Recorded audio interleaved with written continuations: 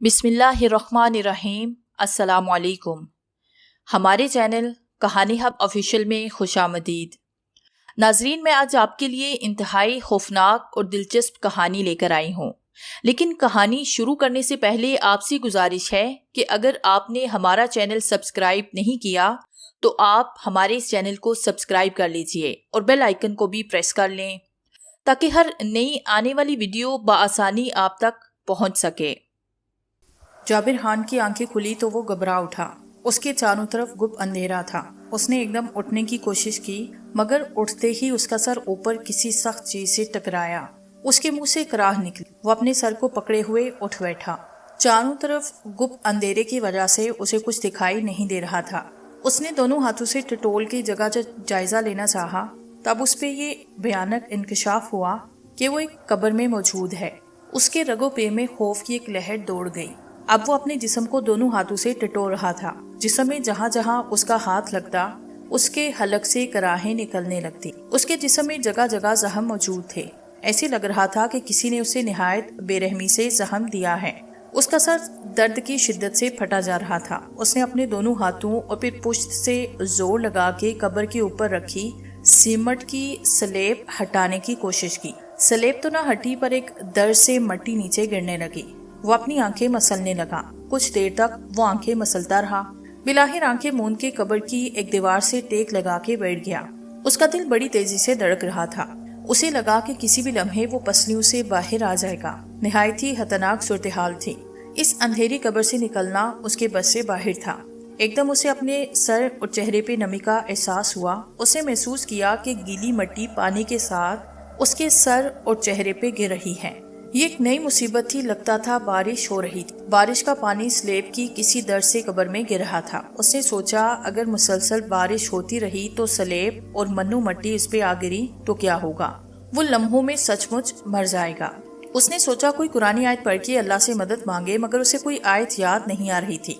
उसने दिल ही दिल में बचपन में पढ़ाया गया सबक याद करने की कोशिश की, मगर नाकाम रहा। उसे कुछ भी याद नहीं आ रहा था। भयानक अंधेरा उसे खौफजदा कर रहा था। वो सोचने लगा, कब तक इस अंधेरी कब्र में भूखा प्यासा जिंदा रहेगा।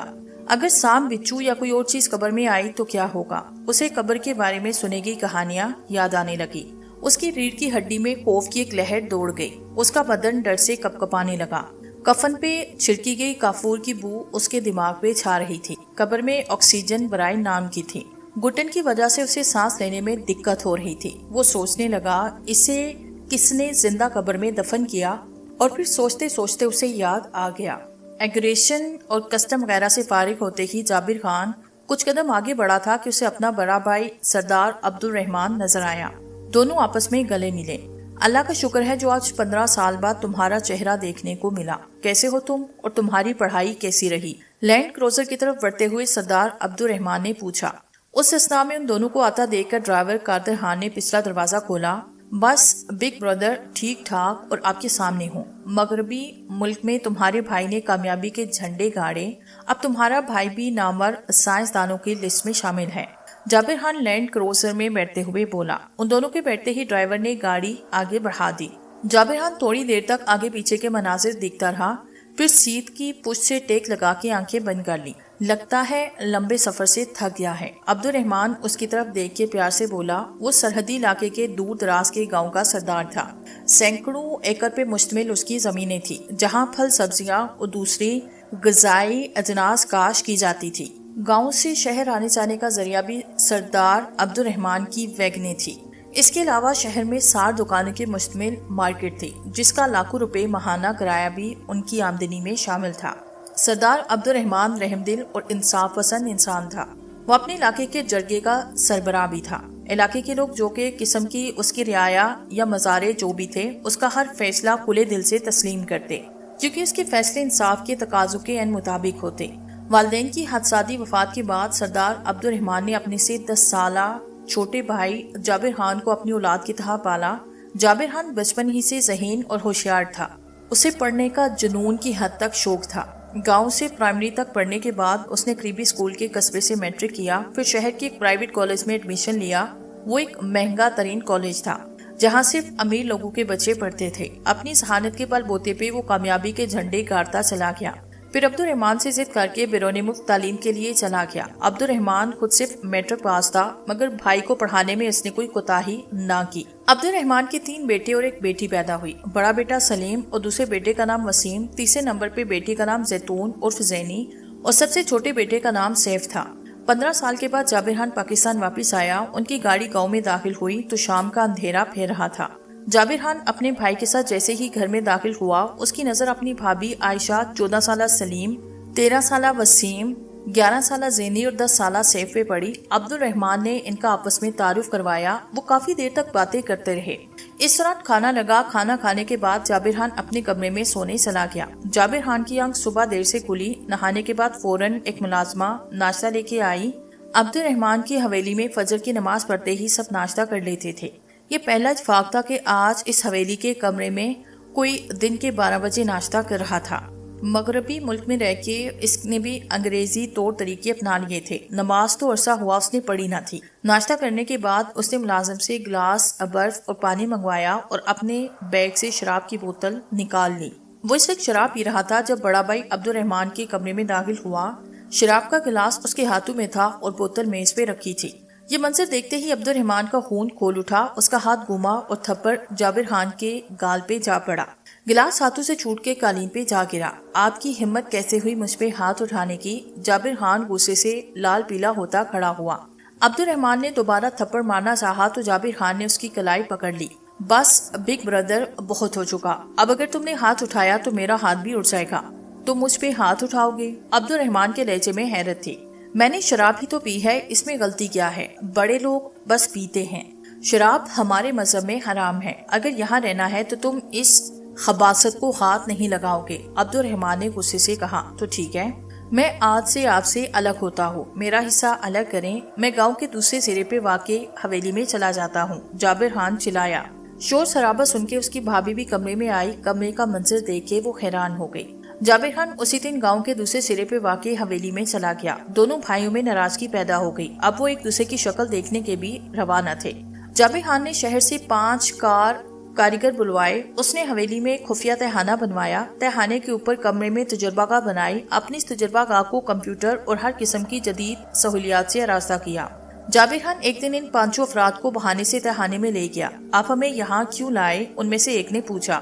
تاکہ تمہیں انعام دے سکوں۔ یہ کہتے ہی جابر خان نے پسٹل نکالا۔ یہ کیا ہے؟ ان میں سے ایک نے ہکلا کے پوچھا۔ میں تم لوگوں کو زندہ رہنے کا رزق نہیں لے سکتا۔ تم لوگوں کے مرنے کے ساتھ اس تہخانے کا راز پوشیدہ ہو جائے گا۔ جابر خان نے ٹریگر دبانا شروع کیا۔ تہخانہ ان 5 کی آخری چیخوں اور گولیوں کی آواز سے گونج اٹھا۔ اس نے ان 5 کو حویلی میں گڑھے کھود کے دفنا دیا۔ اس واقعے کے کچھ دن کے بعد جابر خان اپنی جیپ میں گاؤں میں گھوم رہا تھا کہ اس کی نظر ایک لڑکی پہ پڑی جو کہ خاصی خوبصورت تھی۔ رخسانہ نامی یہ لڑکی اپنے بھائیوں کے لیے کھانا لے کے جا رہی تھی جو کہ کھیتوں میں کام کر رہے تھے۔ جیپ لڑکی کے قریب روک کے وہ جیپ سے اترا۔ میرے ساتھ حویلی چلو۔ وہ لڑکی کا بازو پکڑ کے اسے جیپ کی طرف کھینچنے لگا۔ چھوڑو مجھے ورنہ میں شور مچا دوں گی، رخسانہ نے اسے دھمکی دی۔ جتنا شور مچا سکتی ہو مچاؤ، وہ اسے گھسیٹنے لگا۔ رخسانہ چیخنے لگی۔ رخسانہ کی چیخیں سن کے قریبی کھیتوں میں کام کرنے والے اس کے دونوں بھائی دوڑتے ہوئے آ گئے۔ چھوٹے سردار، اسے چھوڑ دیں۔ ان میں سے ایک بولا۔ یہ نہیں ہو سکتا، آج رات یہ میری ہے، صبح سے خود میں چھوڑ دوں گا، جابر خان نے کہا۔ وہ دونوں نوجوان غصے سے اس کی طرف بڑھے۔ جابر خان نے اپنا پسٹل نکالا۔ رک جاؤ ورنہ گولی مار دوں گا، مگر وہ نہ رکے۔ جابر خان نے ٹریگر دبایا۔ فضا گولیوں کی آوازوں اور ان نوجوانوں کی چیخوں سے گونج اٹھی۔ جابر خان نے چیختی روتی رخسانہ کو اٹھایا اور جیپ میں ڈال کے اپنی حویلی لے گیا۔ سردار عبد الرحمان کی جیپ تیز رفتاری سے جابر خان کی حویلی کی طرف جا رہی تھی۔ جیپ میں اس کے ساتھ 4 مسلح افراد موجود تھے۔ انہیں جابر خان کے ہاتھوں دونوں نوجوانوں کے قتل اور رخسانہ کے اغوا کی خبر جیسے ہی ملی، عبد الرحمان فوراً جابر کی حویلی کی طرف چل پڑا۔ تیز چلاؤ، تیز، اس نے ڈرائیور کو تاکید کی۔ ڈرائیور نے جیپ کی رفتار بڑھا دی۔ تقریباً آدھے گھنٹے کے بعد ان کی جیپ جابر خان کی حویلی کے باہر موجود تھی۔ عبد الرحمان نے جیپ سے اتر کے حویلی کا آہنی گیٹ دکھیلا۔ گیٹ اندر سے بند تھا۔ تم چاروں اندر کود جاؤ اور لڑکی کو بچاؤ۔ اگر جابر خان مزاحمت کرے تو اسے گولی مار دینا۔ عبد الرحمان نے ہدایت کی۔ ان چاروں نے رائفلیں اپنے کندھوں سے لٹکائی اور جوتے اتار کے دیوار کے قریب پہنچ گئے۔ حویلی کی دیوار اونچی تھی۔ ان میں سے ایک دیوار سے اپنے دونوں ہاتھ جما کے کھڑا ہوا۔ بقایا تینوں باری باری اس کے کندھوں پہ قدم جما کے دیوار پہ چڑھے، پھر انہوں نے نیچے والے کو بھی اوپر کھینچ لیا۔ منڈیر سے سر نکال کے احتیاط سے چھت پہ دیکھا، کوئی بھی موجود نہ تھا۔ اپنی گنوں کو فائرنگ پوزیشن دے کے بنا آواز نکالے دبے پون چھت پہ پہنچے، صحن کی جانب والی منڈیر پہ آئے۔ ایک نے آہستہ سے جھانک کے صحن میں دیکھا، صحن سنسان پڑا تھا۔ صحن کے اختتامی حصے میں سیڑھیاں تھی، وہ سیڑھیاں اترنے لگے۔ اسی لمحے اندر کمرے سے گولی چلنے کی آواز اور لڑکی کی چیخ سنائی دی تو وہ دوڑتے ہوئے کوریڈور میں داخل ہوئے۔ دائیں بائیں قطار میں کمرے تھے، سوائے ایک کمرے کے کسی کمرے میں روشنی نہ تھی۔ وہ بھاگتے ہوئے روشن کمرے کے دروازے پہ جا پہنچے۔ دروازہ ہلکا سا کھولا ہوا تھا۔ ان میں سے ایک نے لات مار کے دروازہ کھولا۔ کمرے کے فرش پہ رخسانہ پھٹے ہوئے کپڑوں میں بے حس و حرکت پڑی تھی۔ اس کے سینے سے خون بہہ کے کمرے کے فرش پہ جمع ہو رہا تھا۔ قریب ہی جابر خان تھا، جس کے دائیں ہاتھ میں پسٹل موجود تھا۔ رائفل برداروں نے جابر خان پہ رائفلیں تان لی۔ جابر خان پسٹل پھینک دو ورنہ سردار کا حکم ہے، مزاحمت کی صورت میں تمہیں گولی مار دی جائے، ایک رائفل بردار بولا اور جابر خان نے پسٹل فرش پہ پھینک دیا۔ ایک نے لڑکی کی لاش اٹھائی، جابر خان کو رائفل کی ضد میں لیے حویلی سے باہر آئے۔ جابر خان کی حویلی کے باہر گاؤں والے سارے جمع تھے۔ سردار مال کے بدلے مال، جان کے بدلے جان، اس گاؤں کا قانون ہے۔ لڑکی کا باپ آگے بڑھ کے بولا اور سب گاؤں والے جابر خان پہ پل پڑے۔ چاروں طرف سے لاتے گھونسے لاٹھیاں اس کے جسم پہ پڑنے لگی۔ سردار عبدالرحمان ساکت کھڑا تھا، اس کی آنکھوں سے آنسو بہہ رہے تھے۔ گاؤں والے اس وقت تک جابر خان کو مارتے رہے جب تک جابر خان کا جسم ساکت نہ ہو گیا۔ جابر خان کے مرتے ہی وارث کے طور پہ عبدالرحمان نے جابر خان کو گاؤں کے قبرستان میں دفنا دیا۔ 10 سال کے بعد 18 سالہ کاشف جابر خان کی حویلی کے قریب بکریاں چرا رہا تھا۔ شام کے 7 بج رہے تھے۔ اچانک اس کی آنکھیں حیرت اور خوف سے پھیل گئی، کیونکہ اس کے سامنے کفن پوش مردہ کھڑا تھا۔ کفن پوش مردہ چلتا ہوا اس کے قریب پہنچا۔ کاشف خوف سے کانپنے لگا۔ مردے نے کاشف کے منہ کی طرف ہاتھ بڑھایا، ایک تیز سی خوشبو اس کے دماغ پہ چھائی اور وہ بے ہوش ہو گیا۔ مردے نے زمین پہ پڑے کاشف کو اٹھایا، کندھے پہ ڈال کے ایک طرف بڑھنے لگا۔ چلتے چلتے وہ جابر خان کی حویلی تک جا پہنچا۔ مردے نے گیٹ دھکیل کے کھولا، اندر داخل ہوا۔ وہ چلتا ہوا کوریڈور میں جا پہنچا۔ کوریڈور میں دائیں طرف بنے تیسرے کمرے میں داخل ہوا۔ وہ ایک کشادہ کمرہ تھا۔ ایک طرف کونے میں کمپیوٹر رکھا تھا، کمپیوٹر کے سامنے ایک کرسی رکھی تھی۔ کمرے کی دیوار کے ساتھ مختلف ریک تھے، ریکوں میں ہر قسم کی چھوٹی بڑی بوٹلز اور مختلف جار تھے۔ بوٹلز میں محلول نما سیال موجود تھا، ایسے لگتا تھا جیسے وہ کوئی تجربہ گاہ ہو۔ ایک طرف دیوار پہ ایک تصویر ٹنگی تھی، وہ جابر خان کی تصویر تھی۔ مردے نے تصویر کے فریم کے پیچھے ہاتھ ڈالا تو اچانک کمرے کا فرش ایک جگہ سے 4 فٹ کے قریب کھل گیا۔ وہ کھلی ہوئی جگہ کافی کھلی تھی، نیچے سیڑھیاں جا رہی تھی۔ مردے نے کاشف کو سیڑھیوں سے لڑکایا اور دوبارہ تصویر کے پیچھے ہاتھ مارا۔ کمرے کا فرش دوبارہ اپنی جگہ پہ آیا۔ تھوڑی دیر کے بعد کاشف ہوش میں آیا۔ ہوش میں آتے ہی اس کی آنکھوں کے سامنے بے ہوش ہونے سے بیشتر کا واقعہ گھومنے لگا۔ یہ ایک خولنما کمرہ تھا، ایک طرف سیڑھیاں اوپر کی طرف جا رہی تھی، سیڑھیوں کے اختتام پہ چھت تھی، کمرے سے باہر نکلنے کا کوئی راستہ دکھائی نہیں دے رہا تھا۔ حیرت انگیز بات یہ بھی تھی کہ کمرے کا فرش نہ تھا، جگہ جگہ سے زمین میں لاتعداد سوراخ تھے، ایسے لگ رہا تھا یہ کسی چیز کے پل ہوں۔ کمرے سے عجیب بو آ رہی تھی۔ کمرے کے مشرقی دیوار پہ 2 بلب روشن تھے۔ اچانک بلب آف ہوئے، کمرے میں اندھیرا چھایا۔ کچھ ہی دیر کے بعد کمرے سے سرسراہٹ اور عجیب سی آوازیں آنے لگی۔ کاشف کی ڈر کے مارے چیخیں نکلی۔ اس کی چیختے ہی کمرے کی زمین پہ بھگدڑ سی مچ گئی۔ اسی لمحے کاشف کو اپنی پنڈلی میں شدید تکلیف کا احساس ہوا۔ ایسے محسوس ہو رہا تھا جیسے کسی نے اس کی پنڈلی سے گوشت نچوڑ لیا ہو۔ کاشف نے چیختے ہوئے اپنی پنڈلی سے چپکی چیز کو پکڑا تو خوف سے اس کے رونگٹے کھڑے ہو گئے۔ وہ ایک موٹا تازہ چوہا تھا۔ چوہے نے اب اس کے ہاتھ پہ دانت گاڑے۔ اچانک کاشف کو یوں محسوس ہوا جیسے اس کے لباس میں ڈھیر سارے چوہے گھس گئے ہوں۔ کاشف نے اپنے ہاتھ سے چپکے چوہے کو جھٹک کے پھینکا اور چیختے ہوئے کمرے میں چاروں طرف بھاگنے لگا۔ کمرہ اب چوہوں کی مکرو آوازوں اور کاشف کی خوفزدہ چیخوں سے گونج رہا تھا۔ چوہے اس کے پاؤں تلے آ کے کچلے جا رہے تھے، مگر چوہے یہاں وافر مقدار میں تھے۔ رفتہ رفتہ کمرے میں چوہے پھرتے جا رہے تھے۔ کاشف کے جسم پہ ہر حصے سے چوہے چپکے ہوئے تھے۔ اس کا جسم جگہ جگہ سے زخمی تھا۔ اس کے زخموں سے بہنے والے خون کی بو سے چوہے وحشی ہو چکے تھے۔ بالآخر کاشف لڑکھڑا کے گرا۔ اب چوہے کاشف کے جسم پہ چھا چکے تھے۔ کاشف کی قوت مدافعت رفتہ رفتہ کم ہو رہی تھی۔ اچانک اسے اپنی بائیں آنکھ میں شدید تکلیف محسوس ہوئی۔ ایک چوہے نے اس کی بائیں آنکھ میں دانت گاڑے۔ اس کی گردن سے چپکے چوہوں نے جیسے ہی اس کی شہرک میں دانت پیوست کیے، اس کا سانس اکھڑنے لگا۔ چوہے اس کا گوشت نوچ نوچ کے کھا رہے تھے۔ اب کمرے میں صرف چوہوں کی مکرو آوازیں تھیں۔ چند گھنٹوں کے بعد بلب روشن ہوئے۔ روشن ہوتے ہی چوہے اپنے بلوں کی طرف بھاگنے لگے۔ وہ تقریباً بلی کے سائز کے چوہے تھے۔ کچھ منٹ کے بعد تہخانہ خالی ہوا۔ اب زمین میں کاشف کا ڈھانچہ پڑا تھا۔ وہ منظر نہایت ہی خوفناک اور دل دہلا دینے والا تھا۔ مرحوم جابر خان کی حویلی سے نصف کلومیٹر کے فاصلے پہ جھنڈے شاہ کا سنگ مرمر سے بنا ہوا مزار سورج کی کرنوں سے جگمگا رہا تھا۔ مزار کے اطراف میں پھولوں اور چادروں کی دکانیں تھیں، جہاں سے عقیدت مند پھول اور چادریں خرید کے جھنڈے شاہ کی قبر پہ چڑھاتے تھے۔ وہ مزار چونکہ بلندی پہ تھا، اس لیے مزار کے مشرق و مغرب دونوں طرف میں مزار پہ جانے کے لیے سنگ مرمر کی سیڑھیاں بنی تھی۔ 12 سال پہلے سائیں خدا بخش اور جھنڈے شاہ کہیں سے گھومتے گھماتے اس گاؤں میں آن پہنچے تھے۔ یہاں آ کے انہوں نے گاؤں والوں کے تعاون سے جھونپڑی بنائی۔ نام اس کا کسی کو پتہ نہ تھا۔ سائیں خدا بخش کے دیکھا دیکھی سب اسے جھنڈے شاہ کہنے لگے۔ جھنڈے شاہ گاؤں کے حاجت مندوں کو تعویذ دیتا۔ وہ کسی سے کچھ نہ مانگتا، جو کوئی بھی کچھ دیتا لے دیتا، جو نہ دیتا اس سے مانگتا نہ تھا۔ 3 سال کے بعد جھنڈے شاہ کا انتقال ہوا۔ ایک رات وہ ایسا سویا کہ اٹھ نہ سکا۔ اس کے ساتھی خدا بخش نے لوگوں کو تعویذ دینا شروع کیے۔ پہلے اس نے جھنڈے شاہ والی روٹین رکھی۔ رفتہ رفتہ اس نے لوگوں سے معاوضہ لینا شروع کیا، جو پہلے کم تھا۔ پھر رفتہ رفتہ وہ اپنے معاوضے میں اضافہ کرتا چلا گیا۔ اس دوران اس نے مزار کے نام سے چند مہم شروع کر دی۔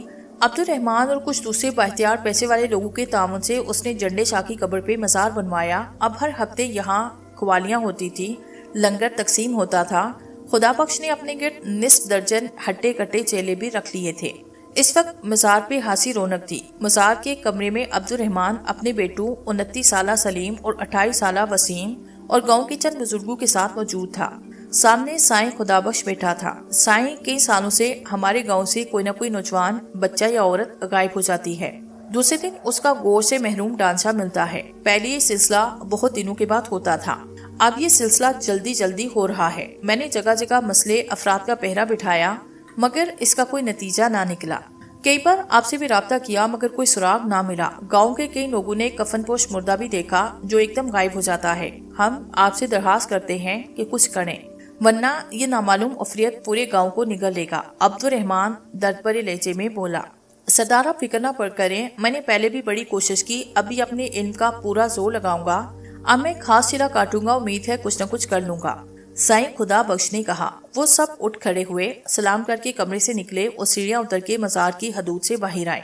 ابا جان، آپ نے عقیدت میں آ کے اس پیر سے بیجا امیدیں وابستہ کر لی۔ مجھے تو یہ کوئی جعلی پیر لگتا ہے جو لوگوں کو دونوں ہاتھوں سے لوٹ رہا ہے۔ گریجویٹ وسیم ناگوار لہجے میں بولا۔ خبردار وسیم، تو پیر سائی کے بارے میں کچھ برا بلا مت کہو۔ تم پیر صاحب کے بارے میں کچھ نہیں جانتے۔ ان کی دعاؤں اور تعویذات سے اس گاؤں اور آس پاس کے دوسرے گاؤں دیہاتوں کے لوگوں کی دلی مرادیں پوری ہوئی۔ عبد الرحمان کے لہجے میں عقیدت تھی۔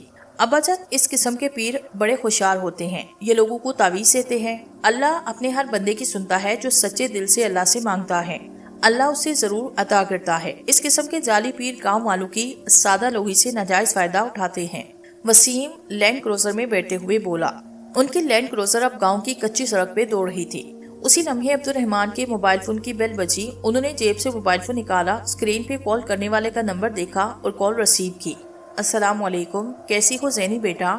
پاپا، میں اور سیف دونوں ٹھیک ہیں۔ اگلے سال انشاءاللہ ہم تعلیم مکمل کر کے اپنے پیارے ملک پاکستان میں آ جائیں گے۔ دوسری طرف سے بیٹی زیتون اور زینی کی چہکتی آواز ابھری۔ دونوں بھائی کیسے ہیں؟ زینی نے پوچھا۔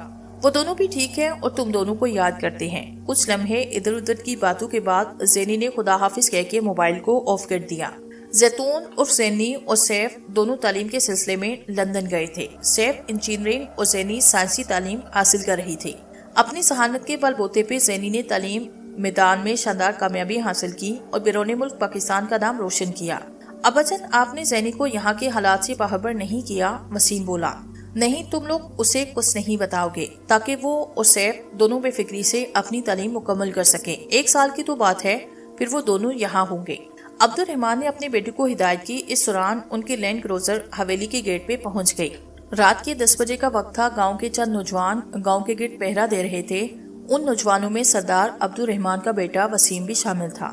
کاشے والے واقعے کو 1 مہینہ بیت چکا تھا۔ اس کے بعد اب تک امن تھا۔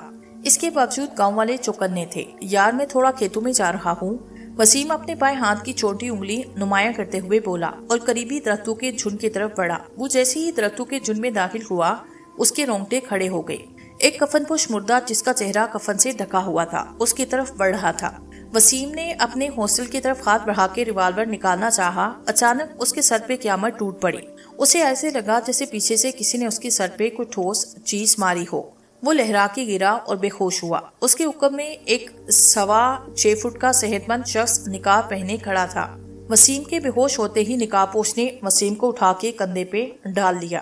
نقاب پوش اور کفن پوش مردہ دونوں جابر خان کی حویلی کی طرف بڑھنے لگے۔ وسیم کو ہوش آیا تو وہ اچھل کے اٹھ بیٹھا۔ اس نے آگے پیچھے دیکھا، یہ ہال نما کمرہ تھا۔ فرش کی بجائے یہاں کچی زمین تھی جس میں جگہ جگہ بلنما چھوٹے چھوٹے سوراخ تھے۔ تفصیل سے جیسا لینے پہ اس پہ انکشاف ہوا کہ وہ ایک ایسے تہانے میں قید تھا جس کا کوئی دروازہ نہ تھا۔ کمرے کی دیوار پہ بلب روشن تھے۔ کون ہو تم اور مجھے کیوں اغوا کیا؟ وسیم بلند آواز میں چلایا۔ میں جابر خان کی آتما ہوں۔ جب تک اس گاؤں کا ایک مرد بھی زندہ ہے چین سے نہیں بیٹھوں گا۔ میں سب کو بھیانک موت ماروں گا۔ یہ جو زمین میں سوراخ ہے نا، یہ آدم ہو چوہوں کے بل ہیں جو ہزاروں کی تعداد میں ہیں۔ جیسے ہی اندھیرا ہوگا چوہے تمہیں نوچ نوچ کے کھا جائیں گے۔ تہانے میں کھڑکھڑاتی ہوئی آواز گونجی۔ مگر جابر خان تو میرے انکل تھے، اگر تم ان کی آتما ہو تو اپنے بھتیجے سے ایسا سلوک کیوں کر رہے ہو؟ میرے قتل میں تمہارا باپ بھی شامل تھا۔ آواز دوبارہ ابھری۔ تم نے 3 معصوم انسانوں کا قتل کیا جس کی سزا کے طور پہ گاؤں والوں نے تمہیں مارا۔ مجھے ابا جان نے ساری کہانی بتائی تھی۔ وسیم نے کہا۔ لڑکے کلمہ پڑھ لو، جابر خان کی آتما نے کہا۔ اس کے ساتھ ہی تہانے میں اندھیرا چھا گیا۔ وسیم نے اپنی جیبیں ٹٹولی۔ اس کی جیب سے موبائل فون سمیت ہر چیز نکال دی گئی تھی۔ ہاسٹل سے ریوالور بھی غائب تھا۔ اچانک کمرے میں چوہوں کی مکروہ آوازیں گونجنے لگی۔ وسیم چوکنے ہوا، اس کا دل تیزی سے دھڑک رہا تھا۔ اسے اپنی ٹانگوں پہ کسی چیز کے رنگنے کا احساس ہوا۔ یہ موٹے تازے چوہے تھے۔ وسیم ایک چوہے کو پھینکتا تو 10 چوہے مزید اس پہ چڑھ جاتے۔ وسیم نے اندھیرے کمرے میں ادھر ادھر دوڑنا شروع کیا۔ بھاگتے بھاگتے اسے اپنی گردن کی پچھلی سائیڈ میں سخت تکلیف کا احساس ہوا۔ ایک چوہے نے وہاں دانت کاٹ دیے تھے۔ وہ چیخا، چوہے کو کھینچ کے ایک طرف پھینکا۔ اچانک اندھیرے میں بھاگتے ہوئے وہ کمرے کی دیوار سے ٹکرایا اور گر پڑا۔ چوہوں کے لیے یہ لمحہ کافی تھا۔ وہ اس کے جسم پہ چھا گئے۔ وسیم حلق کے بل تکلیف سے چیخ رہا تھا۔ آدم اور چوہے اسے جگہ جگہ سے کاٹ رہے تھے۔ وسیم نیچے گرا، لاٹیں جھٹک رہا تھا، ہاتھوں سے اپنی جسم سے چپکے چوہوں کو پھینکنے کی ناکام کوشش کر رہا تھا۔ چوہے اب اس پہ حاوی ہو چکے تھے۔ وسیم کے جسم کے ہر حصے سے خون بہہ رہا تھا۔ اسی لمحے ایک چوہے نے اس کی شہرک میں دانت گھسیڑے، دوسرے چوہے نے اس کی آنکھوں میں دانت گھسیڑے۔ وسیم کی آخری چیخیں بڑی دردناک تھی۔ اب چوہے سکون سے اس کا گوشت کھا رہے تھے۔ ان کا شکار مر چکا تھا۔ چند گھنٹوں کے بعد جب روشنی ہوئی تو تہانے میں وسیم کا گوشت سے محروم ڈھانچہ پڑا تھا۔ روشنی ہوتے ہی چوہے وسیم کے ڈھانچے سے نکل کے اپنے بلوں کی طرف بھاگنے لگے۔ یہ منظر اگر کوئی آنکھ دیکھ لیتی تو خوف و دہشت سے اس کا سانس رک جاتا۔ یہ ایک انتہائی بھیانک موت تھی جو وسیم کا مقدر بنی تھی۔ گاؤں میں ہر طرف خوف و ہراس چھایا ہوا تھا۔ بہت سے لوگ ڈر کے مارے گاؤں سے دوسرے علاقوں میں چلے گئے تھے۔ بے شک موت کا ایک وقت مقرر ہے، لیکن ایسی بھیانک موت سے ہر ایک ڈرتا ہے۔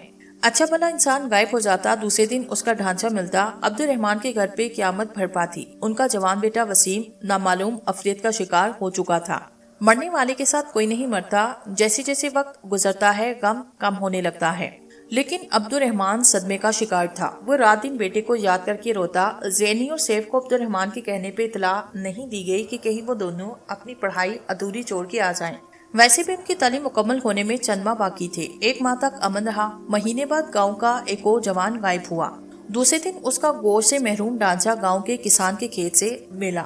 چاروں طرف خوف و ہراس چھایا ہوا تھا۔ لوگ شام سے پہلے پہلے گھروں میں دبک جاتے۔ کوئی فرد کسی بھی حال میں شام کی بعد گھر سے نہیں نکلتا تھا۔ عبد الرحمان کا بیٹا سلیم ان دنوں اسلام آباد گیا ہوا تھا۔ پیر کا دن تھا۔ شام کے 7 بجے سلیم اپنی جیپ میں جیسے ہی گاؤں کی حدود میں داخل ہوا، کچی سڑک پہ کھڑے دراز کا شخص نے اسے رکنے کا اشارہ کیا۔ سلیم نے جیپ اس کے قریب روکی۔ وہ سائیں خدا بخش تھا۔ بیٹا مجھے مزار تک چھوڑ دینا۔ سلیم کے جواب کا انتظار کیے بغیر خدا بخش جیپ میں سوار ہو گیا۔ سائیں آپ نے کہا تھا آپ چلا کاٹیں گے تو پر اسرار اموات کا سلسلہ رک جائے گا۔ سلیم جیپ آگے بڑھاتے ہوئے بولا، بیٹا میں اپنی طرف سے پوری کوشش کر رہا ہوں، آگے اللہ کی مرضی۔ سائیں ہمارے لیے دعا کرو، اللہ ہمیں صبر عطا کرے۔ سلیم برائے ہوئے آواز میں بولا، سردار صاحب بڑے دکھی ہیں، ہر وقت روتے رہتے ہیں، اب تو انہوں نے حویلی سے نکلنا بند کر دیا، خدا بخش نے کہا۔ اچانک سلیم کو جیپ روکنا پڑی۔ سڑک پہ بڑے بڑے پتھر پڑے تھے، راستہ مکمل طور پہ بند تھا۔ وہ جیپ سے اترنے لگا، اچانک ایک طرف سے کفن پوش مردہ نکلتا دکھائی دیا جس کا چہرہ کفن سے ڈھکا ہوا تھا۔ سلیم نے اپنے ہاسٹل کی طرف ہاتھ بڑھایا ہی تھا کہ اس کے سر پہ کسی چیز سے زوردار ضرب لگی۔ وہ چکرا کے گرا اور بے ہوش ہوا۔ ہوش میں آتے ہی سلیم نے آنکھیں کھول کے اٹھنا چاہا مگر کرا کے رہ گیا۔ اس کے ہاتھوں اور پیروں میں شدید قسم کی تکلیف ہو رہی تھی۔ اس نے سر گھما کے آگے پیچھے دیکھا تو خوفزدہ ہوا۔ لمبی لمبی کیلوں کو اس کے ہاتھوں اور ٹہنوں کے قریب ٹانگوں میں ٹھونک کے زمین میں گاڑ دیا تھا۔ کسی نے بڑی بے رحمی سے اسے چت لگا کے زمین میں کیلوں کی مدد سے گاڑ دیا تھا۔ اچانک کمرے میں کھڑکھڑاتی آواز گونجی، سلیم، میں تمہارے چچا جابر خان کی آتما ہوں۔ تمہارے باپ اور گاؤں والوں نے مل کے مجھے مارا تھا، اب تم بھی مرو گے، گاؤں کا ہر فرد مرے گا۔ اس کمرے میں آدم اور چوہے موجود ہیں جو اندھیرا ہوتے ہی تمہیں نوچ نوچ کے کھا جائیں گے۔ آواز کے خاموش ہوتے ہی اندھیرا چھایا۔ کمرے نما تہخانے میں ناگوار سی بو پھیلی ہوئی تھی۔ اچانک کمرہ چوہوں کی مکرو آواز سے گونج اٹھا۔ سلیم کو اپنے بدن پہ بہت سے چوہوں کے رینگنے کا احساس ہوا، پھر وہ اذیت سے چیختا چلاتا گیا۔ آدم اور چوہوں نے اس کے بدن پہ جگہ جگہ اپنے دانت گاڑ دیے تھے۔ چوہے سلیم کو نوچ نوچ کر کھانے لگے۔ وہ درد کی شدت سے چیختا چلاتا رہا مگر اس تہخانے میں اس کی چیخیں سننے والا کوئی نہ تھا۔ پھر کچھ دیر کے بعد خاموشی چھا گئی۔ سلیم زندگی کی قید سے آزاد ہو چکا تھا۔ اب چوہے اس کے جسم کو نوچ نوچ کر کھا رہے تھے۔ کچھ دیر کے بعد یہ بھیانک کھیل ختم ہوا۔ سینکڑوں کی تعداد میں موجود چوہوں کے لیے سلیم کا جسم ترنیوالا ثابت ہوا۔ اب تہخانے میں سلیم کا ڈھانچہ پڑا ہوا تھا۔ آج دونوں کا اپنے تعلیمی ادارے میں آخری دن تھا۔ زیتون اور سینی اور سیف اپنی تعلیم مکمل کر چکے تھے۔ تعلیمی میدان میں کامیاب ہو کے رخصت ہونے والے طالب علموں کے اعزاز میں الوداعی پارٹی رکھی گئی تھی۔ اس وقت سینی لندن کی ایک یونیورسٹی کے وسیع اور اس گراؤنڈ میں کرسی پہ بیٹھی تھی۔ چاروں طرف تماشائیوں کا ہجوم تھا۔ گراؤنڈ کے عین وسط میں رسیوں کی مدد سے اکھاڑا سا بنا ہوا تھا۔ اکھاڑے میں کراٹے کا محسوس یونیفارم پہنے دو نوجوان ایک دوسرے کے آمنے سامنے کھڑے تھے۔ ان نوجوانوں میں ایک 25 سالہ سیف اور دوسرا 28 سالہ ورزشی جسم کا مالک رچرڈ تھا۔ زینی کا بھائی سیف چھڑیرے جسم کا مالک، قد 5.5 فٹ اور رنگت قدمی تھے۔ غیر نصابی سرگرمیوں میں دلچسپی کے باوجود سیف اور زینی نے لندن کی اس یونیورسٹی سے اچھی پوزیشن حاصل کی تھی۔ زینی اور سیف دونوں مارشل آرٹ سے دلچسپی رکھتے تھے۔ وہ اکثر یہاں ہونے والے کراٹے کے مقابلوں میں شرکت کرتے رہتے تھے۔ زینی کرائے کے ساتھ ساتھ جمناسٹک بھی کھلاڑی تھی۔ آج سیف اپنا حریف سے آخری مقابلہ تھا۔ کل کی فلائٹ سے انہوں نے پاکستان چلے جانا تھا۔ دونوں کھلاڑیوں کو ضروری ہدایت کر کے ریفری درمیان سے ہٹا۔ گھنٹی بجتے ہی دونوں کھلاڑی چوکنے ہوئے۔ انہوں نے ذرا سا جھک کے ایک دوسرے کو کراٹے کا محسوس سلام کیا۔ اب دونوں ایک دوسرے کی آنکھوں میں آنکھیں ڈالے دیکھ رہے تھے۔ پاکستانی چوزے، لگتا ہے آج اپنے ملک جانے سے پہلے میرے ہاتھوں شکست کھانا تمہاری قسمت میں لکھا ہے، رچرڈ رواں انگلش میں بولا۔ سیف نے رچرڈ کی بات کا کوئی جواب نہ دیا۔ وہ سمجھ گیا کہ رچرڈ اسے غصہ دلانا چاہتا ہے۔ سیف جانتا تھا کہ مارشل آرٹ کے کھلاڑی کا غصے میں آنا اس کے حق میں نقصان دہ ہو سکتا ہے۔ سیف نے پنترا بدلتے ہوئے گھوم کے رچرڈ کے منہ پہ لات مارنے کی کوشش کی۔ رچرڈ نے بلاک کر کے اس کا وار روکا۔ گھوم کے بیک کک سیف کے سینے پہ رسید کی۔ سیف ہلکا سا لڑکھڑا کے سنبھلا اور سٹالنس بنا کے کھڑا ہو گیا۔ اچانک رچرڈ نے سپین کک ماری۔ سیف نے جھکائی دے کے خود کو بچایا اور رچرڈ کے سینے پہ سائیڈ کک رسید کی۔ رچرڈ لڑکھڑا کے دائیں طرف کرسیوں سے ٹکرایا۔ رسیوں سے ٹکراتے ہی رچرڈ نے فضا میں کلا بازی کھائی۔ اس کے دونوں پاؤں سیف کے سینے سے ٹکرائے۔ وہ الٹ کے گرا مگر گرتے ہی کلا بازی کھا کے اٹھا۔ رچرڈ اٹھتے ہوئے سیف کی طرف جھپٹا۔ رچرڈ نے سیف کے چہرے پہ پنچ مارنے کی کوشش کی۔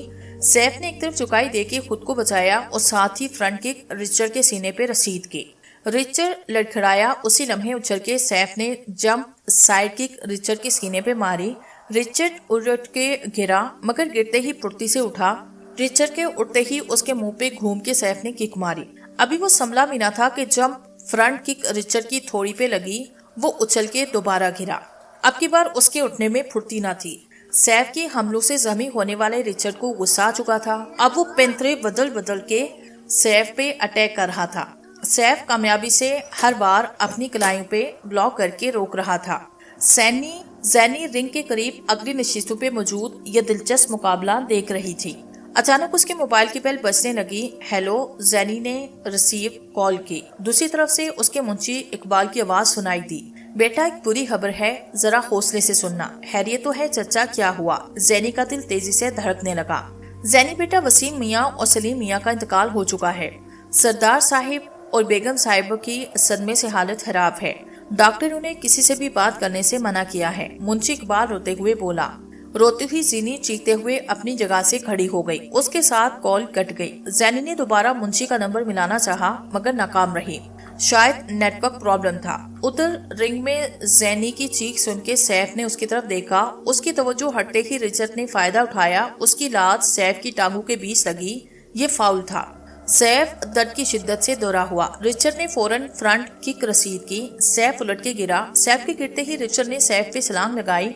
उसकी कोहनी सैफ के सीने से टकराई। सैफ का सांस रुकने लगा। रिचर्ड अब सैफ के सीने पे बैठा उसके सर पे टकरे मार रहा था। सैफ का सर चकराने लगा। कराटे के खेल में यह भी फाउल था। रेफरी उनके करीब खड़ा रिचर्ड को बार बार वार्निंग दे रहा था मगर गुस्से से बफरे रिचर्ड के कानों पे जूं तक ना रेंगी। सैफ ने चकराते हुए जहन से सोचा, अगर रिचर्ड की खतरनाक टकरें ऐसे उसके दिमाग से टकराती रही तो वो या तो बेहोश हो जाएगा या फिर मर जाएगा। सैफ ने लगातार 4-5 पंच पूरी कुव्वत से रिचर्ड की पसलियों के नीचे मारे। रिचर्ड के चेहरे पे तकलीफ के आसार उभरे। सैफ ने उसे दोनों टांगों से जोर देके उछाला। रिचर्ड उसके ऊपर से उठा हुआ नीचे गिरा। सैफ डगमगाते हुए उठा। उसका सर बुरी तरह से चकरा रहा था। रिचर्ड जैसे ही उठा, सैफ ने घूम के लगातार कई किकें रिचर्ड की कमपट्टी पे रसीद की। रिचर्ड अपने सर को दोनों हाथों से थाम के चकराने लगा। उसी लम्हे सैफ का जोरदार मुक्का रिचर्ड की कमपट्टी से टकराया। रिचर्ड लहरा के गिरा और बेहोश हो गया। रेफरी आगे बढ़ के गिनती गिनने लगा मगर रिचर्ड ना उठ सका। रेफरी ने सैफ का हाथ थाम के फिजा में बुलंद किया। तालियां स्टेडियम में गूंज उठी। सैफ मुकाबला खत्म होते ही रिंग से बाहर निकला और एक तरफ खड़ी रोती ज़ैनी की तरफ बढ़ा। क्या हुआ आपी ज़ैनी? उससे लिपट गई। सैफ, हमारे दोनों भाई हमें छोड़ के चले गए। ज़ैनी की बात सुनते ही सैफ को ऐसे लगा जैसे आसमान टूट के उस पे सर पे आ गिरा हो। रात के 12 बजे का वक्त था। हर तरफ सन्नाटा छाया था। रात के संधेरे में कफनपोश मुर्दा अब्दुल रहमान की हवेली की ऊपरी दीवार पे चढ़ा हुआ था। थोड़ी देर तक वो दीवार पे बैठा रहा। इधर उधर देखने के बाद कफनपोश कातिल मुर्दा छत पे चढ़ा और चलता हुआ छत की पिछली साइड पे वाक़ सीढ़ियां उतरने लगा। सीढ़ियों के साथ ही कितार में आमने सामने कमरे बड़े थे। कॉरिडोर में खूबसूरत कालीन बिछा हुआ था। कातिल मुर्दा चलता हुआ अब्दुल रहमान के कमरे के दरवाजे तक जा पहुंचा। कातिल मुर्दा कमरे में दाखिल हुआ। कमरे में आते ही उसने दरवाजे को कुंडी लगाई। ये एक खूबसूरत कमरा था। फर्श पे खूबसूरत कालीन बिछा था। कमरे की दीवारों के साथ दीदा जले पर्दे लटक रहे थे। बाईं तरफ जहाजी साइज का खूबसूरत बेड था जिसपे सरदार अब्दुल रहमान, उसकी बेगम दवाओं के जेरे असर गहरी नींद सो रहे थे। इनके वहमो गुमान में भी न था कि मौत उनके सर पे आन पहुंची है। कफनपोश मुर्दा बेड की तरफ बढ़ा। उसने अब्दुल रहमान के सीने पे हाथ रख के उसे झंझोड़ा। उठो, मैं तुम्हें ऊपर पहुंचाने आया हूँ। अब्दुल रहमान ने कसमसा के करवट बदली। अब के मुर्दे ने उसे जोर से झंझोड़ा। अब्दुल रहमान की आंखें खुली। वो उठ बैठा। कुछ देर तक आंखें मलता रहा। कफनपोश मुर्दे को देखते ही उसकी सिटी गुम हो गई। कौन हो तुम? मुर्दे ने अपने चेहरे से कफन हटा दिया।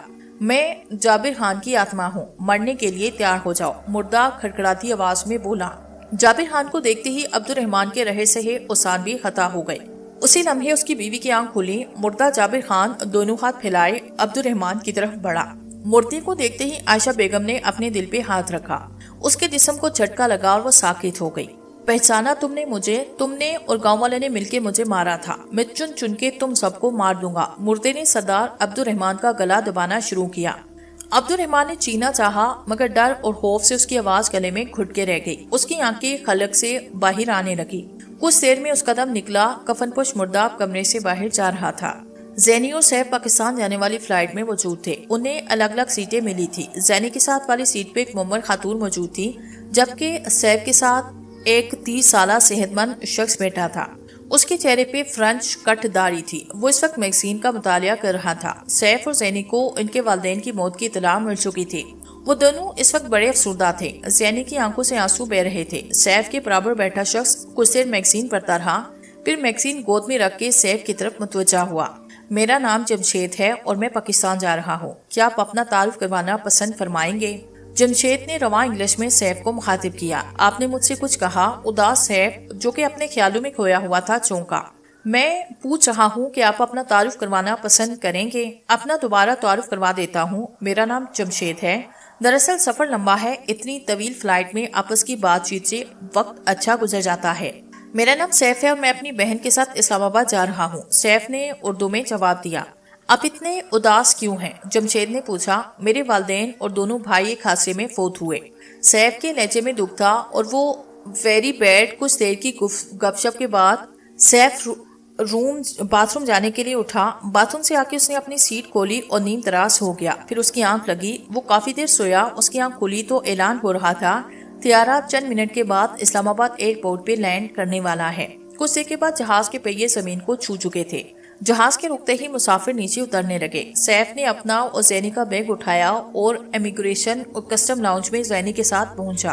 جمشید ان سے کچھ فاصلے پہ کھڑا تھا. کسٹم افسر نے ان کے سامان کا جائزہ لیا, اسے کلیئر کیا اور وہ دونوں چلتے ہوئے باہر آئے. باہر سردار عبد الرحمان کا ڈرائیور گلحان لینڈ کروزر سمیت موجود تھا. وہ دونوں خاموشی سے اس میں بیٹھے. ڈرائیور نے گاڑی آگے بڑھائی. سیف نے آنکھیں بند کی اور زینی اداسی سے باہر تکنے لگے. ایسے 2 گھنٹے گزرے. اس وقت ان کی گاڑی ایک سنسان سڑک پہ تھی. اچانک پیچھے سے آنے والی تیز رفتار سفید ہونڈا کار نے ان کے برابر سے نکل کر لینڈ کروزر کا راستہ روک لیا. ہونڈا کار سڑک کے درمیان آڑی ترچھی کھڑی تھی. ان کے ڈرائیور نے پھرتی سے بریک لگا کے لینڈ کروزر روک دی. اچانک بریک لگنے سے جھٹکا لگا اور سیف کی آنکھ کھل گئی. سیف نے حیرت سے وائٹ ہونڈا کار کو دیکھا. اس سے پہلے کہ وہ صورتحال کو سمجھتا 2 مسلح افراد ہونڈا کار سے نکل کے ان کی گاڑی کے پاس آئے. ان کے ہاتھ میں سلنسر لگے پسٹل موجود تھے. تم تینوں خاتون پر اٹھا کے باہر آؤ. سامنے رنگ کا تنومند شخص ان کی طرف پسٹل تان کے بولا. وہ تینوں باہر آئے. کون ہو تم اور ہم سے کیا چاہتے ہو؟ سیف ان دونوں کو گھورتے ہوئے بولا. اچانک وہ چونک پڑا. ہونڈا کار سے ایک تیسرا شخص باہر نکل رہا تھا. یہ ان کا ہمسفر جمشید تھا. وہ خالی ہاتھ تھا.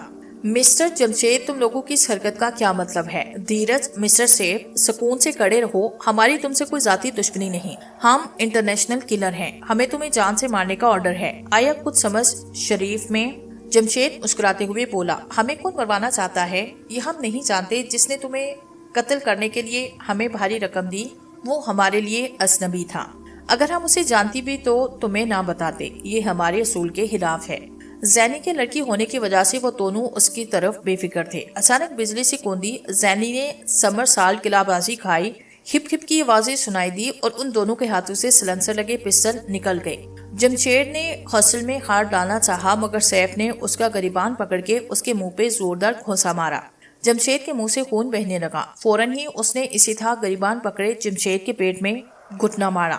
جمشید او کی آواز نکالتا جھکا. سیف نے اچھل کے اپنی کوہنی کا زوردار وار اس کی کمر پہ کیا. جمشید منہ کے بل سڑک پہ گرا. اب وہ فٹ بال کی طرح سیف کی ٹھوکروں پہ تھا. کچھ دیر کے بعد وہ سڑک پہ بے ہوش پڑا تھا. ادھر زینی اس وقت بجلی بنی ہوئی تھی. دونوں گنڈے اس پہ قابو پانے کے چکر میں بری طرح پٹ رہے تھے. زینی پہ نظر ہی ٹک نہیں رہی تھی. انہیں سمجھ میں نہیں آ رہا تھا کہ یہ لڑکی کہاں سے اور کیسے ان پہ وار کر رہی ہے. سیف نے سڑک پہ پڑا ایک سلنسر لگا پسٹل اٹھایا. خاموشی سے یہ مقابلہ دیکھ رہا تھا. مار کھاتے کھاتے ان میں سے ایک بے ہوش ہوا. زینی دوبارہ فضا میں اچھلی. وہ پھرکی کی طرح گھومی. اس کی لاتیں لگاتار اس گنڈے کے چہرے سے ٹکرائی. وہ لہراتا ہوا جا گرا. اسی لمحے سیف نے گولیاں چلا کے سڑک پہ پڑے بدماشوں کو جہنم حاصل کیا. یہ تم نے کیا کیا؟ زینی ناگوار لہجے میں بولی. ڈیئر آپی, تم جمناسٹک اور کراٹے کی کرتب دکھا سکتی ہو تو کیا میں گولی بھی نہ چلاؤں؟ ویسے یہ پیشہ ور قاتل ہیں. اگر میں انہیں نہ مارتا تو یہ ہوش میں آنے کے بعد دوبارہ ہمیں ڈھونڈنے لگ جاتے. وہ گاڑی میں سوار ہوئے. وہ رات کو دیر سے اپنی حویلی میں پہنچے. حویلی میں سناٹا چھایا تھا. ان کے والدین کی میتیں دفنائی جا چکی تھی. وہ ایک دوسرے سے لپٹ کے دیر تک روتے رہے. منشی اقبال چچا نے انہیں گاؤں میں گزرنے والی قیامت سے آگاہ کیا. وہ کوئی افریت ہے جو کفن پوش مردے کے روپ میں اس گاؤں کے افراد کو موت کی گھاٹ اتار رہا ہے. مرنے والی کی لاش گوشت سے محروم ہوتی ہے. مجھے تو یہ کوئی ایسی لاش لگتی ہے جو زندہ ہو گئی ہو, چچا اقبال نے کہا. زینی اور سیف کو گاؤں آئے مہینہ ہو چکا تھا. اس دوران قاتل مردے نے کوئی واردات نہ کی تھی, لیکن پھر بھی گاؤں میں خوف و ہراس پھیلا ہوا تھا. زینی نے حویلی کے کمرے میں اپنی تجربہ گاہ بنائی جہاں وہ آئے دن نت نئے تجربات کرتی رہتی تھی. اس وقت چچا اقبال اور سیف گاؤں کے کھیتوں میں چلتے ہوئے باتیں کر رہے تھے. چچا, اس دور میں بھوتوں اور چڑیلوں کی باتیں عجیب لگتی ہیں. یہ سائنسی دور ہے, لگتا ہے کوئی اور چکر ہے. سیف نے تبصرہ کیا. وہ چلتے ہوئے جھنڈے شاہ کے مزار تک جا پہنچے. یہ کس کا مزار ہے؟ بابا جھنڈے شاہ کا. یہاں ان کا جانشین پیر سائیں خدا بخش بیٹھا ہے جو کہ بڑا پہنچا ہوا ہے. وہ اپنی دعاؤں اور تعویذوں کے ذریعے گاؤں والوں کے مسائل حل کرتا ہے. منشی اقبال نے جواب دیا. اگر وہ اتنا ہی پہنچا ہوا ہے تو ان پر اسرار اموات کا سراغ کیوں نہیں لگاتا؟ سیف نے کہا. اسی اثنا میں وہ مزار کی سیڑھیوں تک جا پہنچے. آئے مزار کا بھی جائزہ لیں اور آپ کے سائیں خدا بخش کے بھی دیدار کر لیں. وہ सीढ़ियां चलने लगे। मजार के सहन में औरतें और मर्द चल फिर रहे थे। सैफ ने मुंशी इकबाल के इशारे पे जूते उतारे। वो चंडे शाह की कब्र तक पहुंचे। कब्र मुख्तलिफ चादरों और फूलों से ढकी थी। कब्र के चारों तरफ खूबसूरत रैकिंग नस्ब थी। मजार की बुलंद छत पे लटका हुआ फानूस बड़ा खूबसूरत था। उन्होंने फातेह परी। सैफ इधर उधर नजरें दौड़ा रहा था। दो औरतें अपनी पेशानी रैकिंग के बलाई पार पे टाकी थी। उनकी सिसकियां मकबरे में गूंज रही थी। शायद इस तरह वो अपने अंदरूनी कुर्ब को साहिबे कब्र पे आश्कार कर रही थी। कुछ देर के बाद वो औरतें उठी, उल्टे कदमों से मजार से निकलने लगी। सैफ मुंशी इकबाल के साथ मकबरे से बाहर निकला। दोनों औरतें हॉल के करीब एक कमरे में दाखिल हो रही थी। वो दोनों भी कमरे में दाखिल हुए। ये खासी बड़ा कमरा था। वहाँ कालीन पे दर्जन के करीब औरतें और 7-8 मर्द मौजूद थे। साईं दीवार के साथ तकिया रखे टेक लगाए बैठा था। उनके सामने एक छोटी सी लकड़ी की पेटी रखी थी जिसके ऊपर चंद मोटी मोटी किताबें रखी थी। कमरे में मौजूद तमाम खवातीन हजरात के सर झुके हुए थे।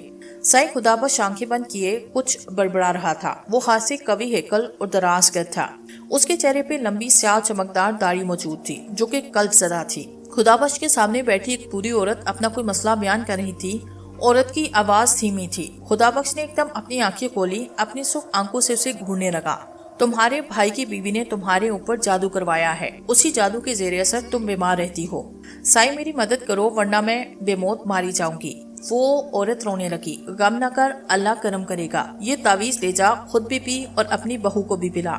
ये दूसरा तावीज अपनी भाभी के मकान के दाहिनी दरवाजे में दफन करना। उसने अपने सामने रखे डिब्बे से 2 कागज निकाले और तावीज बना के बड़ी बी को दे दिए। बड़ी बी ने किद्दत से तावीज थामे और खुदाबख्श के करीब रखे। छोटे से बक्स के ऊपर बने सुराख से 100 रुपए का एक नोट मोर के अंदर डाल दिया। ऐसे एक एक करके तमाम खवातीन हजरात उससे तावीज लेते रहे और पैसे बॉक्स में डालकर जाते रहे। सैफ हैरतज़दा ये मंजर देख रहा था। अब कमरे में सिर्फ सैफ, मुंशी इकबाल खुदाबख्श के सामने बैठे थे। साइंस के लिए दुआ करो, ये मरहूम सरदार का बेटा सैफ है, चचा इकबाल ने कहा। खुदाबख्श ने कुछ पढ़ के सैफ पे फूंक मारी। बेटा सब्र करो, अल्लाह सब्र करने वालों के साथ है। सब्र तो जरूर करूंगा लेकिन इस खेल को उसके अंजाम तक पहुंचा के दम लूंगा जो इस गांव में खेला जा रहा है। सैफ खुदाबख्श की आंखों में देखता हुआ अजीब लहजे में बोला और अपनी जगह से खड़ा हुआ।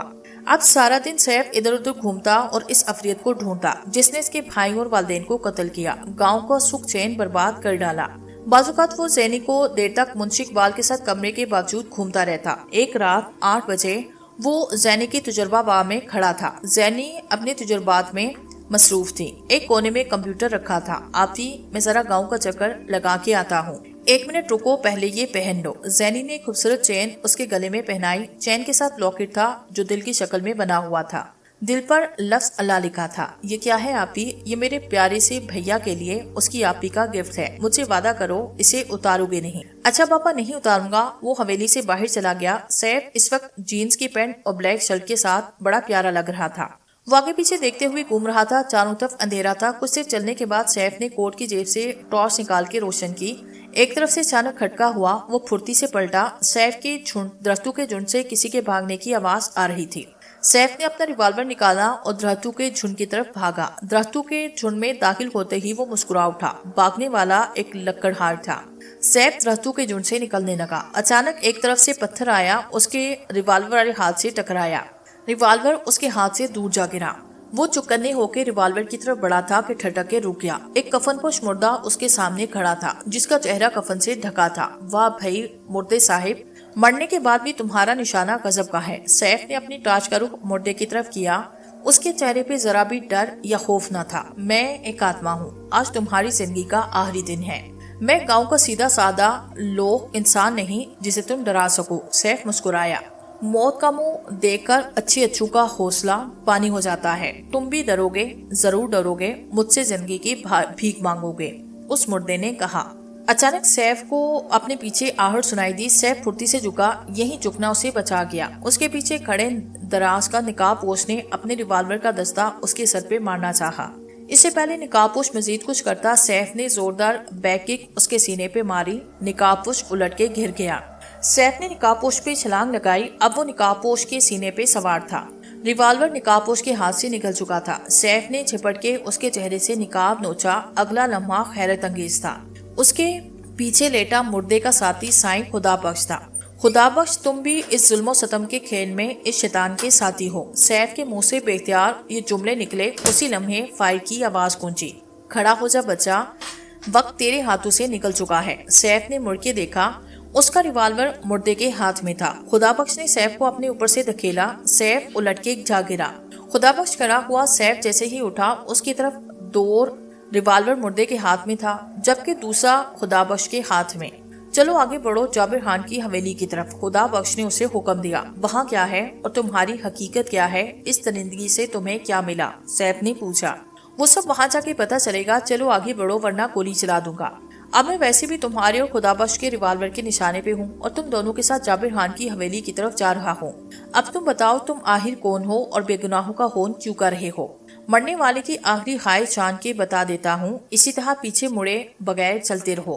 پیچھے مڑ کے دیکھا تو یہیں گولی چلا دوں گا۔ میں جابر خان ہوں، تمہارا چچا جابر خان اور مرحوم سردار عبد الرحمان کا چھوٹا بھائی۔ میرے ظالم بھائی اور اس گاؤں کے لوگوں نے مل کے مجھے مارا اور مردہ سمجھ کے قبر میں دفنا دیا، مگر میں زندہ بچ نکلا۔ میں نے زور آزمائی کر کے کسی نہ کسی طرح قبر کی ایک سلیب ہٹائی اور قبر سے باہر آ کے قبر کی مٹی برابر کی۔ رات کے اندھیرے میں گاؤں سنسان تھا، سب اپنے گھروں میں سو رہے تھے، لہٰذا کسی نے مجھے نہ دیکھا۔ میں اپنی حویلی کے تہخانے میں چلا گیا۔ 2 دن وہیں رہا، پھر ایک دن رات کے اندھیرے میں گاؤں سے نکل کے اسلام آباد چلا گیا۔ وہیں کچھ ماہ ایک دوست کے ساتھ رہا، اپنے ساتھی جمع کیے۔ ایک روز رات کے اندھیرے میں خاموشی سے اپنی حویلی آیا۔ یہاں میں نے خاص قسم کے چند چوہے پنجرے میں پالے، انہیں مختلف محلول اور دوائیاں کھلاتا رہا، ساتھ ہی ساتھ میں انہیں انسانی گوشت بھی کھلاتا رہا۔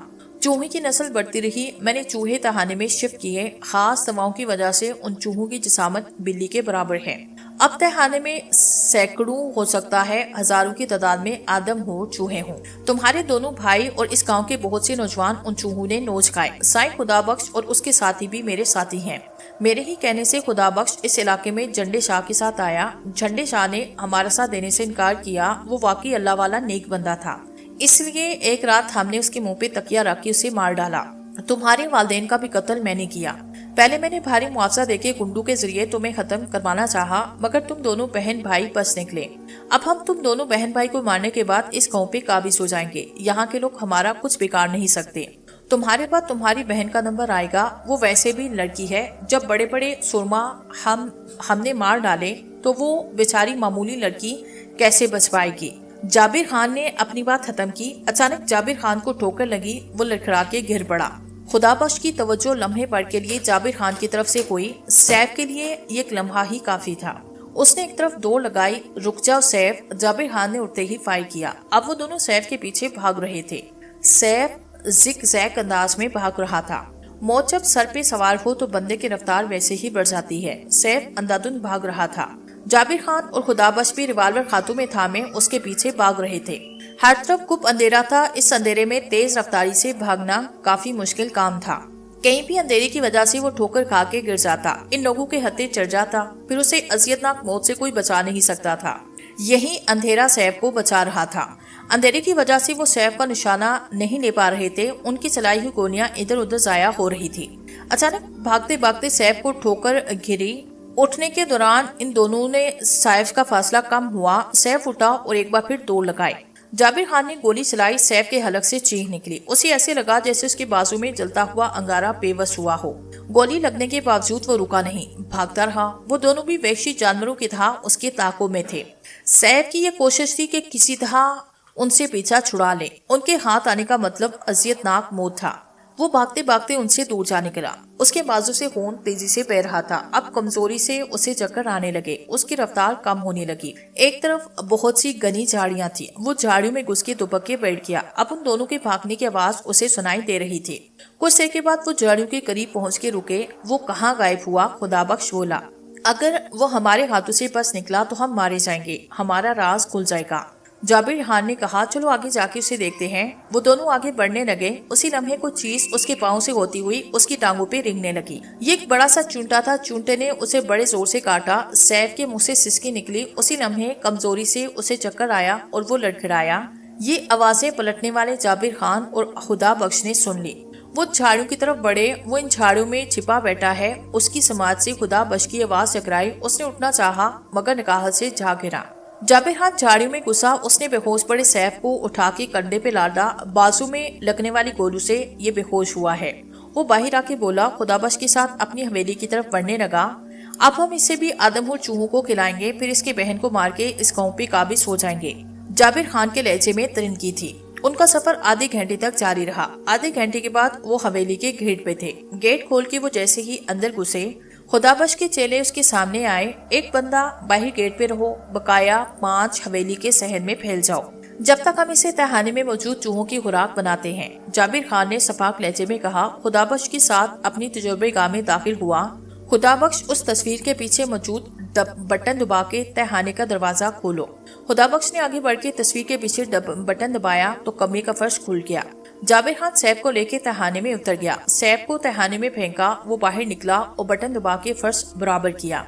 अब वो कंप्यूटर के सामने रखी कुर्सी पे बैठ के कंप्यूटर ऑन करने लगा। कंप्यूटर के ऑन होते ही जाबिर खान मुख्तलिफ बटन दबाने लगा। खुदाबख्श उसके करीब खड़ा था। दोनों की नजरें कंप्यूटर स्क्रीन पे थी। कुछ ही देर के बाद कंप्यूटर स्क्रीन पे तहखाने का मंजर उभरने लगा। सैफ बेहोश पड़ा था। क्या कर रहे हो, खेल खत्म करो, खुदाबख्श चिंचला के बोला। मैं इसके चेहरे पे मौत का डर देखना चाहता हूँ। ये बड़ा बहादुर बनता था, कहता था मुझे डर नहीं लगता, लेकिन आदमखोर चूहों को देख के खुद डरेगा। और 15 मिनट बाद ही सैफ होश में आके उठ बैठा। कैसे हो बेटा, ये चूहों का ठिकाना है, यहाँ से भागने का कोई रास्ता नहीं। जैसे ही इस कमरे में अंधेरा होगा, कमरा चूहों से भर जाएगा जो तुम्हें नोच नोच के खा जाएंगे। फिर देखूंगा तुम्हें डर कैसे नहीं लगता, जाबिर खान गुस्से से बोला। तहखाने में जाबिर खान की आवाज सुन के सैफ इधर उधर देखने लगा। उसकी नजर छत पे लगे खुफिया कैमरे पे पड़ी। जाबिर खान, हिम्मत है तो सामने आके मर्दों की तरह मुकाबला कर, वो चिल्लाया। अब मरने का इंतजार करो, तुम्हारे बचाने वाला कोई नहीं। मैंने तुम्हारे दोनों भाइयों को चूहों की खुराक बनाया, सोचो अब तुम्हारा क्या होगा। अंदर से बाहर निकलने का कोई रास्ता नहीं। बाहर आने के लिए तजर्बागाह में मौजूद मेरी तस्वीर के फ्रेम के पीछे दीवार में मौजूद बटन दबाना जरूरी है। अब सोचो, सैफ अंधेरा होते ही कमरा चूहों से भर जाएगा, तुम जख्मी भी हो। सैफ के चेहरे पे परेशानी के साथ नुमाया होने लगे। उसी लम्हे जाबिर खान ने तहखाने में रोशन बल्ब ऑफ किए। अंधेरा होते ही चूहों की मकरू आवाजें आने लगी। सैफ की आंखें फाड़ फाड़ के इधर उधर देखने लगा। अंधेरे की वजह से उसे कुछ दिखाई ना दिया। रफ्ता रफ्ता कमरा चूहों से भरने लगा। बिल्ली के साइज के मोटे चूहे भाग भाग के सैफ की तरफ बढ़ने लगे। सैफ भागता रहा। उसी लम्हे एक चूहे ने उसे जख्मी बाजू पे दांत गाड़े। सैफ के मुंह से चीखें निकली। मौत भयानक रूप में उसके सर पे आन पहुंची। वो मुसलसल चीख रहा था। वो चीखें जाबिर खान को खुश कर रही थी। आज उसके रास्ते की आखिरी रुकावट भी हटने वाली थी। जैनी अपनी तजुर्बेगाह में कंप्यूटर के सामने बैठी थी। जैनी के कान में हैंडफ्री जैसा आला लगा था। दरअसल जैनी ने जो लॉकेट सैफ को पहुंचाया, उस लॉकेट में जो कि दिल की शक्ल था, हसास माइक्रोफोन था। ये कैसी हसास डिवाइस थी जिसकी रेंज लामहदूद थी। सैफ कहीं भी जाता वो इस हैंडफ्री जैसे आले से, जो कि इसके कान से लगा था, उसकी आवाज साफ सुन सकती थी। अचानक उसे किसी के भागने की आवाज आई। कुछ देर के बाद उसे सैफ की आवाज आई। मुर्दे साहिब मरने के बाद भी तुम्हारा निशाना गजब का है। मैं एक आत्मा हूँ, आज तुम्हारी जिंदगी का आखिरी दिन है। खड़खड़ाती आवाज उसके कानों से टकराई। जैनी आहिस्ता से गेट खोल के हवेली में दाखिल हुई। अब वो औंधी होके लेट गई और क्रॉलिंग करती हुई आगे बढ़ रही थी। उसके कान में लगे हैंडफ्री जैसे आले से बदसूर आवाज सुनाई दे रही थी। सहन में क्यारी के पास एक शख्स खड़ा था। जैनी की तरफ उसकी पुश थी। जैनी क्रॉलिंग करती हुई उसके पीछे जा पहुंची। वो बिजली की तरह तड़प के उस पे छिपटी। आहट सुन के उस शख्स ने मुड़ना चाहा। उसी लम्हे जैनी ने कराटे चॉप का भरपूर वार उसकी गर्दन पे किया। गर्दन की हड्डी टूटने की हल्की आवाज आई और वो थप से जा गिरा। सैफ की चीखें सुनते ही वो पागलों की तरह कॉरिडोर में भागी। सामने से आने वाले गुंडे ने फायर किया। उसका निशाना खता हुआ। जैनी ने पे दर पे 2 फायर किए। एक गोली गुंडे की गर्दन में लगी। वो चीखता हुआ जहन्नम वासिल हुआ। उसी वक्त जाबिर खान ने बाहर निकलना चाहा। जैनी ने उसके सीने पे फ्रंट किक रसीद की। वो उड़ता हुआ कमरे में जा गिरा। अंदर जाते ही जैनी ने उठते हुए जाबिर खान के वायर करना चाहा, मगर ट्रिच की आवाज उभरी। गोलियां खत्म हो चुकी थी। जैनी ने पिस्टल खींच के उसके सर पे दे मारा। जाबिर खान सर पे पिस्टल लगते ही चीखता हुआ गिरा। उसके सर से खून बहने लगा। जैनी कंप्यूटर की तरफ लिपकी। एक तरफ लगे बटन दबाते ही तहखाने में रोशनी हो गई। सामने स्क्रीन पे भयानक मंजर था। सैफ कमरे में भाग रहा था और लगातार मोटे मोटे चूहे उस पे छलांग लगा रहे थे। सैफ के जिस्म से खून जगह जगह से बह रहा था। जैनी फुर्ती से तस्वीर की तरफ लिपकी। हैंडफ्री जैसे आले की मदद से उस बटन का पता चल चुका था। उसने जल्दी से बटन दबाया। तहखाने का दरवाजा खोला। सैफ, मैंने दरवाजा खोला, बाहर आ जाओ, वो चिल्लाए। اس دوران جابر خان اٹھ کھڑا ہوا۔ جابر خان نے اٹھتے ہی زینی پہ چینگ لگائی، وہ اسے کوئی عام سی لڑکی سمجھ رہا تھا۔